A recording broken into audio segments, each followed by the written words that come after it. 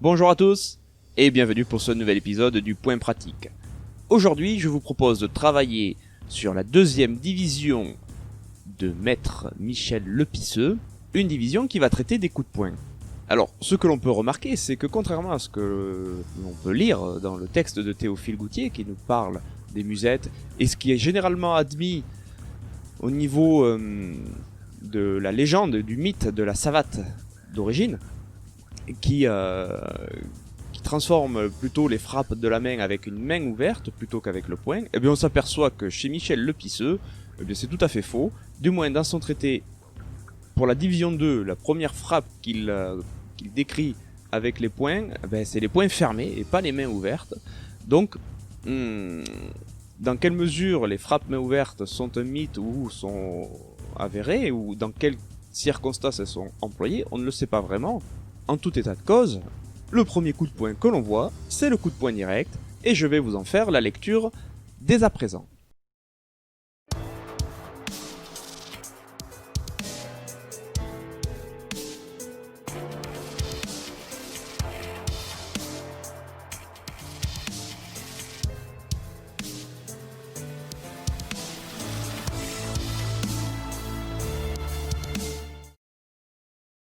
Lorsque la marche est bien comprise par l'élève, on lui fait développer des coups de poing, et cela, d'abord de pied ferme, autrement dire, sans marcher pour l'y prédisposer. Ensuite, en marchant, ces coups de poing doivent être développés de la manière suivante. Cette division s'exécute en 4 temps.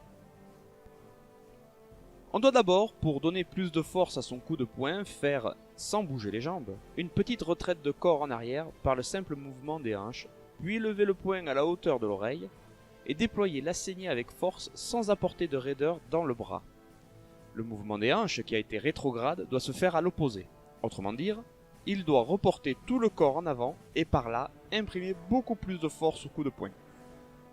Il faut, aussitôt que le coup de poing a été déployé, que le corps qui, dans cette position, a été porté en avant par le déploiement de ce coup de poing, se trouve, par le susdit mouvement rétrograde des hanches, instantanément reporté sur la partie de derrière.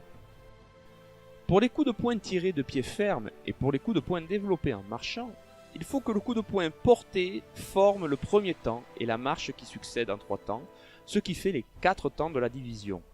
Il faut bien observer de ne pas avancer la jambe avant que le coup de poing n'ait fourni sa carrière.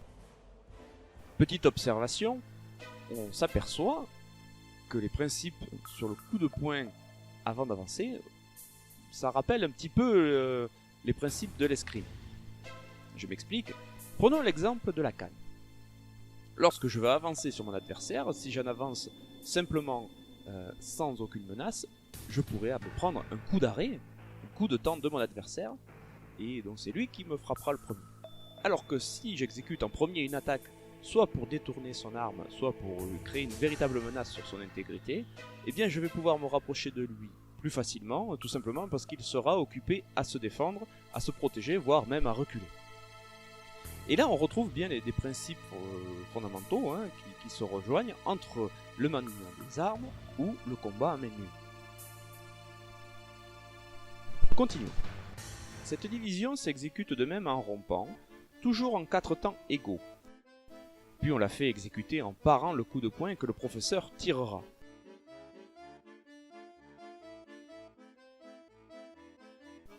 Le coup de poing se part en enlevant avec l'avant-bras le poing de l'adversaire, et cela en dehors.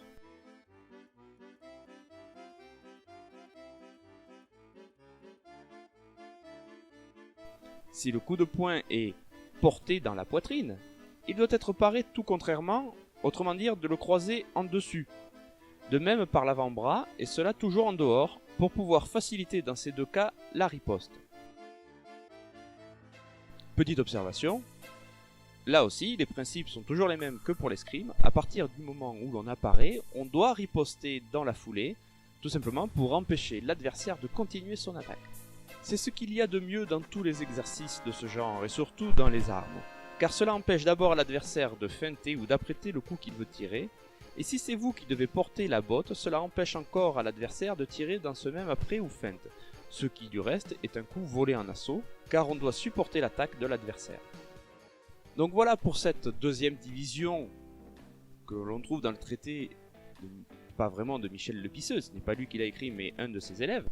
Sûrement que Michel n'avait pas les fonds pour faire écrire son livre. Et bien, sur cette deuxième division, on retrouve des choses, à la fois tout à fait communes dans la pratique de la boxe française traditionnelle ou de la savate traditionnelle. Le seul point qu'on pourrait soulever, c'est cette espèce d'armée du poing où on vient le porter au niveau de l'oreille pour pouvoir le projeter ensuite. Mais au final, ça peut s'expliquer très bien, parce que cette armée pourrait très bien être une parade sur, on pourrait dire, une gifle. On protège son visage de la gifle, et le poing dans cette position se retrouve armé pour venir chercher à frapper. Le mouvement des hanches permet de générer une frappe sans déplacer les appuis et en augmentant la portée de la frappe. Il n'y a que des bonnes choses dans cette division au final, ce qui nous permettent d'imaginer que dans un exercice pratique, une attaque latérale, on se protège le visage avec un bras ou l'autre, et de cette parade naît naturellement une riposte qui vient frapper le visage de l'adversaire ou le corps. Voilà, maintenant vous savez faire la deuxième division de Michel le Pisseux. J'espère que cela vous a plu. Maintenant, il ne vous reste plus qu'à vous entraîner, à bien vous amuser, et à la prochaine!